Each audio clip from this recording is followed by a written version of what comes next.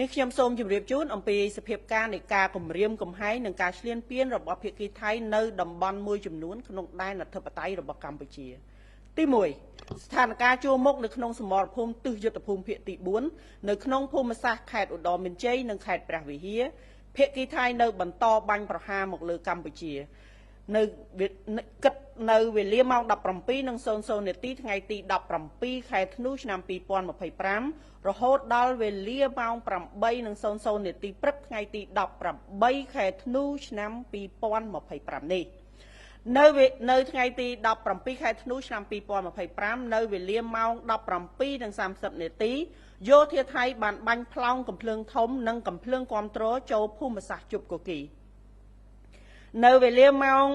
17:47 នាទីយោធាថៃបានចាប់ផ្ដើមធ្វើសកម្មភាពដោយបានចល័តរឹតក្រោះនិងប្រើប្រាស់កាំភ្លើងធំបាញ់ចូលទៅក្នុងភូមិសាស្ត្រវាលឥន្ទ្រីភ្នំខ្មោចបោះស្បូវនិងជាំតែ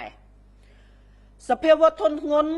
គ្រប់ប្រភេទដែលយោធាថៃបានប្រើប្រាស់ក្នុងកំឡុងពេលប្រតិបត្តិការឈ្លានពានមកលើកម្ពុជាកាលពីម្សិលមិញថ្ងៃទី 17 ខែធ្នូឆ្នាំ 2025 ចាប់តាំងពីវេលាម៉ោង 4:45 នាទីទៀបភ្លឺមករួមមានកាំភ្លើងដេកាកាំភ្លើង 100 មីលីម៉ែត្របំពាក់លើរថក្រោះកាំភ្លើងធំ 105 មីលីម៉ែត្រកាំភ្លើង 155 មីលីម៉ែត្រកាំភ្លើងគាំទ្រគ្រប់ប្រភេទដ្រូនបាញ់ផ្សាញ់ពុលដ្រូនទម្លាក់ភ្លើងដ្រូនអត្តឃាតដ្រូនបំពាក់លើកាំភ្លើងនិងរថក្រោះ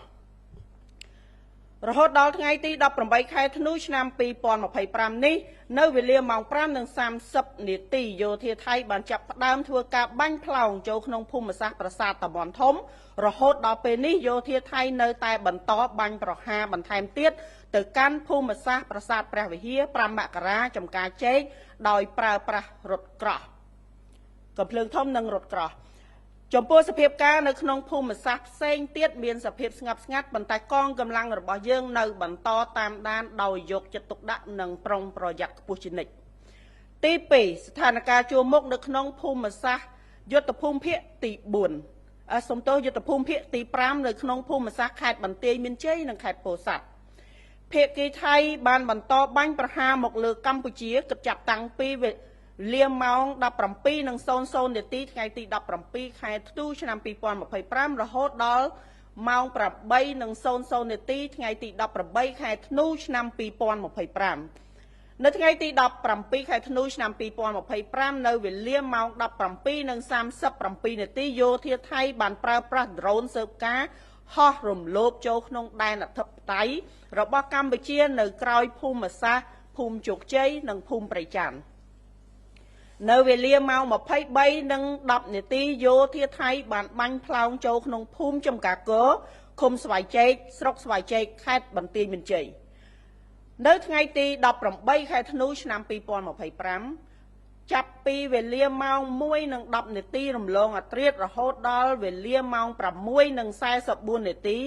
យោធាថៃបានប្រើប្រាស់ដ្រូនស៊ើបការរំលោភចូលក្នុងដែនអធិបតេយ្យរបស់កម្ពុជានិងបានប្រើប្រាស់កាំភ្លើងធំបាញ់ចូលក្នុងភូមិសាស្ត្រអូភ្លុកដំរីចំពោះស្ថានភាពនៅក្នុងភូមិសាស្ត្រដទៃផ្សេងទៀតមានសភាពស្ងប់ស្ងាត់ប៉ុន្តែកងកម្លាំងរបស់យើងនៅបន្តតាមដានដោយយកចិត្តទុកដាក់ខ្ពស់ជានិច្ច